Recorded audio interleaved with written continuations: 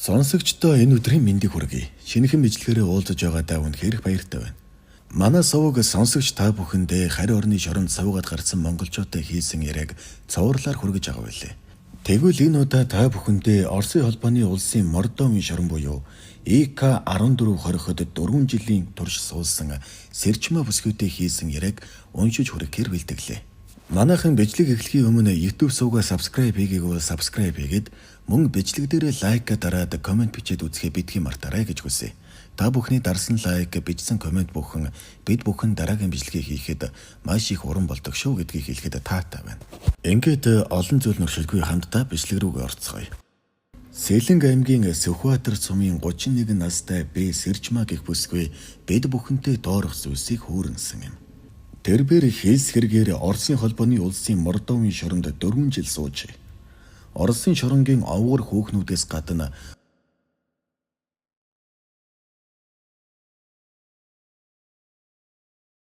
Полсын Рёт хамтлагийн дуучин Надежда Толоконников бас нэр цуутай нэрт тамирчин Евгения Хасис нартай хамт хоригдож байжээ.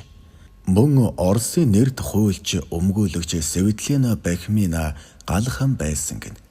Ингээд Б Сэрчмаа бүсгүйтэй хийсэн яриаг та бүхэндээ хүргэе.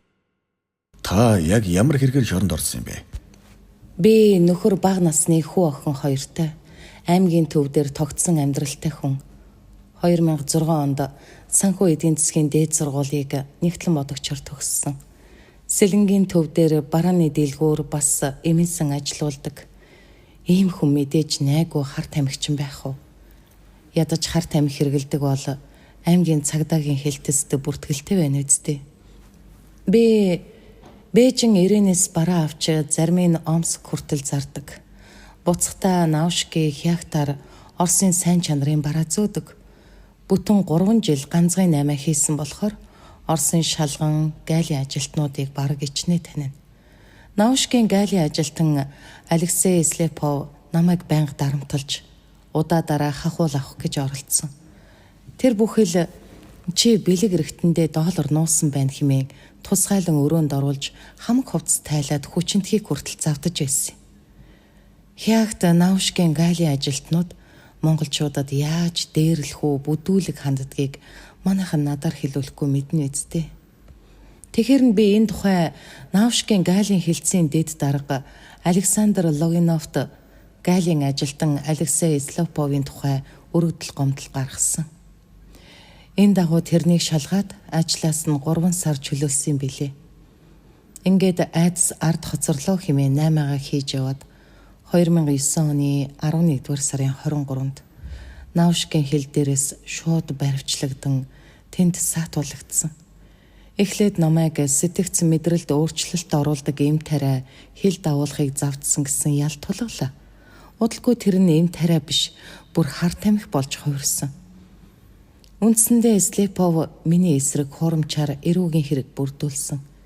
Энэ нь хар тамхины эсрэг ажилдаг хуулийнхан болон бусад байгууллагад нэлээд нэмэр болсон юм. Оросуудын хувьд бусдад хурамчаар хэрэг бүрдүүлж хар тамхины хэрэгт унах нь жинхэнэ наркомануудыг хайснаас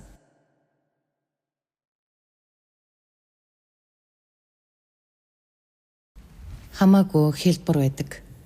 Улаан үдийн мөрдөнд 3 сар хоригдоод шүүхээс 5 жилийн хорих ял сонссон. Тэр үед Дорнод Сибирь читийн шорон руу явчихгүй юмсан гэж бурханд залбирч байлаа. Мордов мужийн Парци тосгоны ИК-14-р эмэгтэйчүүдийн жирийн дэглэмтэй хориход 4 жилийг өнгөрүүлсэн. Шорон таныг өөрчилсөн үү? Би энэ асуултанд их сонирн байдлаар хариулъя л да. Харин ч шорон надад их тус болсон. Хар тамхи татаж үзээгүй ч гэсэн тэрний хор холбогдлын талаар нэлээд мэдлэгтэй боллоо. Бас их хэрсүү, төвчээртэй болсон. Наад зах нь орос хэлж сурлаа. Одоо хотод орчуулгын товчоо нэгээд ажиллах санаатай. Мордовын ИК-14 шоронд хэрвээ хоригдол хар тамхи хэрэглэхийг хүсвэл тэнд дүүрэн байдаг. Шоронд хар тамхины эсрэг кино, ярилцлага, лекцэнд их суудаг байлаа. Би тэр кино уулзалт ярилцлаганд идэвхтэй оролцож шоронгийн удирдлагуудын хараанд өртсөн. Миний амьдралыг нэм өсөн өөрчилж хэлс хэрэгт хийсэн прокурор бол Евгений Граничев байлаа. Энэ хүн Галийн ажилтан Слеповын үеэл гэдгийг би хожим мэдсэн. Евгений прокурор намайг ИК-14 шоронд ирэхэд Мордовын прокурор найздаа энэ муу Монгол хүүхнийг чангалаарай гэж загссан билээ л д. Уг нь 2 жил 6 сарын дараа л хорхоос суллагдах боломжтой байсан ч прокурор зөвшөөрөөгүй. Тийм болохоор би шоронд 4 жил 2 сар ажлын 260 хоног нэмээд суллагдсан. Шоронгийн гэгээтэй тал нь юу байв да? ИК-14 шоронд сүм байдгийг. Энэ бол шоронгийн хашаанаас харагдах цорын ганц өндөр байшин. Энэ сүмийг Анастасия Узорын сүм гэдэг. Ирэх чөлөөтэй байхдаа Христийн сүм битгий хэл ганданд ч очиж үзээгүйгээд боддоо. Харин хоригдол болсныхоо дараа сүмд очих их дуртай болсон. Колоноос сүмд байх нь харьцангуй амар амгалан бие сэтгэл ариусаад их сайхан байдгийг. Сүмийн гэлэн ариун эцэг номлогч угтагч нартай ярилцахад хоригдлуудаас хамаагүй өөр. Сүмийн ариун эцэг Евгений ямагт хоригдлуудын талд зогсдог хүн байж үлээ. Жишээлбэл сүмд орохын тулд заавал зөвшөөрөл авна. Зарим үед зөвшөөрөл авахгүй ороход сүмийн эцэг Евгений цааш нь шоронгийн удирдлагуудад матаж байсан удаагүй. Монголын лам ховргууд хизээж шоронд очиж чин сэтгэлээсээ үйлчлэхгүй шүү дээ. Тэд тангад төвд номоо унших тоолондоо ард иргэдээсээ их мөнгө саадаг. Өргөдөл гомдол Монголд байгаа арга гэрлүүгээ холбоо барихад эцэг Евгений байнга л тус болдог байсан да. Чантай хамт Посириод хамтлагийн дуучин Толоконникова байсан уу?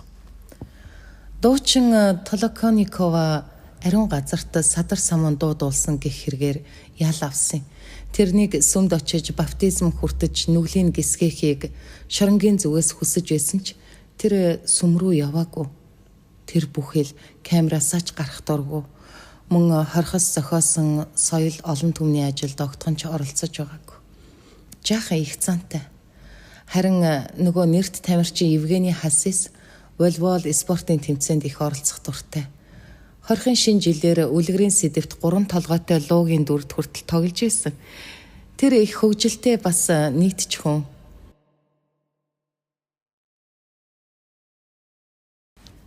Их үедээ дуучин Толоконниковаг ирхэн гээд хоригдлууд их сонирхож байсан.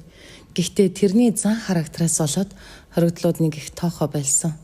Харин PR хамтлагийн гишүүн Мария Алехяной шоронд очоод шууд доошоо орж манайхны хэллэгээр нинжа болсон доо. Тэр хорхийн албан хаагчид болон архаг хоригдлуудад маш их дарамтлуулж хурдхан шиг л өөр шорон руу явуулахыг прокуророос гуйдаг байсан. Тэр анх Перми шоронгоос ирсэн өдрөө л хорхийн удирдлагуудтай ам зөрсөн. Алехина бусад хоригдлын эрх чөлөөний төлөө тэмцэж хорхийн даргын занаанд орсон. Энд нэг зүйлийг хэлэхэд хоригдлын хувь заяаг ганцхан хорхийн дарга нар л өөрийн үзмжээр шийддэг. Тэгээд Перми шоронд хоригдож байхдаа эрх мэдэлтэй явсан тэрнийг ИК-14 хорих эсэргээрээ хүлээж авсан.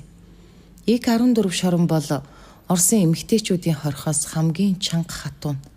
Гентийн шалгалт, прокурорын шалгалт зэргээс бол айх хэрэггүй. Бүхий л юм хууль дүрмээрээ явагдана. Энэс хамгийн чанга шорон нь ИК-13 хорих гэдэг. Тэр шоронд сүрье бөөс ихтэй бас цэвэр усч олддоггүй гэж байсан. Оросын шоронгийн ахуй хангамж нь хэрвээ 21-р зуун гарчхаад байхад эмэгтэйчүүдийн шоронд 7 хоногт ганцхан удаа л халуус ирдэг. Эмэгтэйчүүд болсон хойно хувийн ариун цэвэр сайн байхыг бодно. Оросын шоронгийн нэг бичигдээгүй хууль бол хувийн ариун цэврээс сахиагүй хүн дээшээ гарах боломжгүй. Тэнд аригчин, гуйлагчин хоригдлууд заваан балиар байдлаасаа болоод арга хэмжээнд байнга орно. Усанд орох цагаас өөр үед бол нууцаар усанд орсон бол рапорт бичээд сахилгад суулгачихна. Мэдээж нүцгэлж байгаад эрзэн бороохоогоор хайр найргүй нүднэ. 0 руу явахдаа ч харгалзагчаас зөвшөөрөл авна. Шорон нь 1000 гаруй хоригдолтой. Хоригдлууд 2 хуваагдан 2 ээлжээр ажилдаг. Өдөрт 3 цаг тутамд хоригдлуудын нэгдсэн тоо авна. Гайгүй гисэн хоригдлууд нь 7 хоногт 1 удаа усанд орно. ИК-14 хорих 14 баригаттай байлаа. Хэртэй хувцсаа угааж чаддаг байсан уу? Хувцас угаах хориотой. Хэрвээ шоронд нууцаар хувцаа угаасан бол үхтлээ ташуурдуулна. Сүргийн өвчин чийгнээс үүддэг болохоор угаасан хувцсаар дамжин өвчин халтна гэж үздэг юм. Ганцхан зооны хашаанд л хувцас өлгөх ёстой. Гэхдээ мордоо мож 100 намар бороо ихтэй нар багтай байдгийн. Хоригдл болгон засангаас тавьж өгсөн 2 ээлжийн ногоон хувцастай. Нэг хувцас золиосонд гаргаад нөгөө хувцас чухал хэрэгтэй үедээ өмснө гэсэн үг. Гэхдээ л хоригдл болсон хойно хянагчийнхаа нүдийг хариулж байгаад хувцас хатааж амждаг. Усанд ордог шүршүүрийн өрөөг шүүхэр гэдэг. Орсын архаг аригчин тараншаанаас очисон хүүхнүүд усанд орох тунч шиг дургүй байдаг. Тэднийг зодож ташуурдаад арай гэж л усанд оруулна. Шоронгийн захиргаа хянагч нарыг өдөртөө сахилга зөрчил гаргасан 2-3 хэрэг илрүүл гээд норм тогтоочдгийг. Тэгэд бүх зүйлийг ташуураар шийдэндээ шоронд эмэгтэй хоригдлуудыг эрчүүдээс ялахгүй л дарамталдаг. Баригад бүрт 101 майхан өгдөг. Толгоогоо ороох алчуур, ногоон болтоо, өмд хар гутал. Хэрвээ өөр өнгийн алчуураар толгоогоо ороосон бол бөө юм болно. Өөр хувцас өмсөж болохгүй. Гэхдээ хүйтэн өвөл бол хорхийн нэгдсэн хувцаснаас өөр дулаан хувцас өмсөхийг зөвшөөрнө. Жишээ нь ИК14 шоронд банзал өмсөхийг зөвшөөрдөг. Чангын болон давтан хэрэгтнүүдийн ИК-1 шоронд зөвхөн банзал өмсөх ёстой. Тэнд 30 хэмээх хүйтэнд ч гэсэн банзал өмснө гэсэн үг. Засангийн ял хүнд үү? Өвөл цас цэвэрлэн зооны жагсаалын талбай хорхийн хувьд ариун дагшинал газар гэсэн үг. Тэнд зас битгий хэл ширхэг чулууч байх ёсгүй. Зарим үед 20 см зузаан цас ордог. Өглөөний 6 цагаас шүүртэн удалгүй зооны хашаанд аврах том цасан уул тогтондоо. Цасыг зөв хэрэгсэл байхгүй болохоор тэрвэрч зарим нь тор цүнхэнд хийгээд хашаанаас гаргаж хаяна. Хоригдол хүүхнүүд баавал нэртэй цүнхтэй. Баавал дотроо цасаа зөөгөд жирэлгэн. Ягд гэвэл шоронгийн ялтан нэг хоромч амрах хэрэггүй тул ажил хийж байгаа төрхөн тэр. Жишээ нь хорхийн удирдлага цасны машин авчираад 10 минутын дотор жагсаалын талбайг цэвэрлж болох боловч хоригдлуудыг ажилтаа байлгахын тулд ийм хачин зүйл сэтгсэн хэрэг л дээ. Зун болохоор нүцгэн гараараа зүлэг зэрлэг ногоо зулгаана. Хадуур өгөхгүй. Нэг удаа ИК14 шоронгийн дарга хоригдлуудаар зүлгэн хийлгэн гэж солиороод 1000 хоригдлыг 3-7 хоног тамлсан шүү дээ. Орсын нэгдсэн хорих ангийн дарга хурандаа Реймер ирнэ гэж зүлгэн хийх юм болов. Зүлгэн хийж дараа нь хорихын байрыг иж бүрэн заслаа да. Харамсалтай нөгөө хурандаа Реймер нь ирээгүй дээ. Хавар намрын хувьд ял нь хэр хүнд вэ? Хавар намарт шавхаа шалбагтаа зодтолддог. Асфальтын зам дээр тоос байх ёсгүй. Ямар ч үед баг зэргийн чихтэй байх ёстой. Мэдээж шоронгийн зам гэж ямар л ойлгохтой юм байх вэ? Тэрийг ч одоо махан гараараа л засаж цэвэрлээ шүү дээ. Ингэхэд хүний эрхийн ажилтнууд ирдэг байсан уу? Хүний эрхийн ажилтнууд ер нь бол цаасан дээр л байсан дөө. Ямар нэгэн хүн ирлээ ч гэсэн хорхийн зөвшөөрсөн газар нь л очино. Манай шоронд талхны цех байлаа. Өлссөн хоригдлууд талхны цехээс гарч байгаа утааг үнэрлэх гээд очролдог. Гэхдээ талхны цехийн хажууд жорлон барьчихсан. Хоригдлуудын хүснээс хорхийн дарга нар шомбдоод талх бов хийж жирээ иргэдэд зардаг байлаа. Бас эмнэлгийн тусламж хэрэгтэй үед ирж чаддгүй. Удаан очролсны хүчинд хорхийн эмчийн барааг харж толгооны болон даралт бууруулах юм авнаа. Ар гэрээсээ нууцаар им хэргэлвэл тамираа тасартал нүдүүлээ шүү дээ. Сүрийн өвчнөд хоригдлууд намайг очиход их байсан. 7 хоногт нэг хоригдол сүргээгээр үхнэ. Хэсэг халуурч хэвдээд уушг нь устж бурхан болдгийм билээ. Надтай гал хам байсан Оля гэх бүсгүй уушг нь устж нас орсон. Хорих ангийн зүгээс жилдээ нэг удаа сүргээгийн үзлэг цэжний зураг авах боловч тэр нь бол ямар ч үр дүнгүй. Сүргийн өвчтэй хүмүүсийг тусгаарлахгүй. Лио 3 гэдэг сүргийн өвчтэй хоригдлуудын шорон байсан. Тэнд өвчтэй хоригдлууд нь багтахгүй. Ингээд сүргээ тусахгүй тулд гайгүй хоригдлууд нь өөрийн гэсэн тавг халбахтай байх.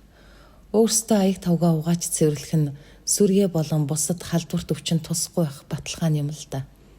3 жилийн өмнө хоригдлуудыг нэгдсэн гал тоотой болгож аяг тавгийг хурааж авснаас Сүрье өвчин дэгдсэн юм. Шоронд халуун ус байнга байхгүй. Дээр нь ямар нэг бодис хийж хоригдлуудын тавх савыг ариутгах боломжгүй. Тийм болохоор Сүрье тусахгүй байя гэвэл халбах тавг хоёрыг сайтар сожих хэрэгтэй тий. Оросын шорон лимф хойно бие биеэ дарамтлаг үзэгдэл байдаг л үз. Байлгүй яах вэ? Өмгөөлөгч Светлана Бахминатай галхан байсан. Ямар ч үед би хүний нутагт яваа болохоор хинээс ч айхгүй алалцсан гэсэн зориг намайг энэ шоронгоос эвэрүүл сав саруул авч гарна гэж боддог байлаа. Миний зүрх зориг Светлана таалагдсан гэсэн. Нүдэн дээр бусдыг зекуд буюу овгорууд үгээр хэлхийн аргагүйгээр доромжилж байхыг харсан хорхийн албан хаагчид юу ч хараагүй юм шиг л өнгөрдөг. Орос социализмаас татгалзаад хүний эрхийг дээдэлсэн нийгмээр яваад 24 жил өнгөрчөөд байхад тэнд хуучин нийгмийн харгас бодлого шорон гэндэнд нь Сталины үеиг шиг хэвээрэл байлээ. Оросууд ер нь бага ястан дундад Аз татаруудад хулгайч хянагчгүй дээрлэхүү хандна. Нарсанд ч тэр наранд ч муу ялгаагүй фашист нацист үзэл гаргана. Бас бидний ах нар гэж хүндэлдэг тэр хүмүүс ачир дээрээ их харгас бүдүүлэг дээрэнгүү хүмүүс гэдгийг энд ашрамд би хэлмээр байна. Хоригдлуудын дунд хайр сэтгэл бие биеийг хүчндэг явдал гарч байсан уу? Эрэгтэй хоригдлуудыг бодвол хүүхнүүдийн шоронд харьцангуй хүчирхийлэл багтай. Гэхдээ зарим овгорууд 18-аас 19 настай охтыг дарамталж боолоо болгох хүчинтэх явдал бол гардгийн бэлээ. Царилэг хүүхнүүд өлсөөд ядраад ирэхээрээ хэн нэг том овгорын ивэлд орохоос өөр аргагүй болно. Оросын шоронд хүний эрх гэж ярих нь ястай инээдэмтэй хэрэг шүү. Мөн лесби хүүхнүүд ч хоорондоо асуудал үүсгэж байсан. Гэхдээ энэ бүхэн бол маш нууц байдалд явагддаг байсан. За би өөр дахиж илүү зүйл ярмааргүй байна. Ингээд ярилцлагаа өндөрлөчих үү? За, бидэнд яриа өгсөн танд маш их баярлалаа. Энэ хүрээд Оросын холбооны улсын Мордовын ЭК-14 хорих ангид 4 жилийн хорих хэлийг эдэлсэн Сэржма бүсгүүдийг хийсэн яриа өндөрлөж байна. Энэ хүртэл бичлэгтэйгээ хамт байсан танд үнэхээр их баярлалаа. Бас манай сувагт subscribe хийгээгүй бол subscribe хийгээд үзээрэй гэж хүсье. Мөн бичлэг дээр лайк дарж комент бичээд үзэхээ битгий мартаарай. Та бүхний дарсан лайк, бичсэн комент бүхэн бид бүхэн дараагийн бичлэгийг хийхэд маш их дэмжлэг болдог шүү. Мөн бодит дэмжлэг үзүүлэхийг хүсвэл супер тэнкс гэсэн маань ажиллаад эхэлсэн байгаа гэдгийг дуулгах гэж таатай байна. Дараагийн бичлэгээр дахин уулзлаа. Түр баяртай.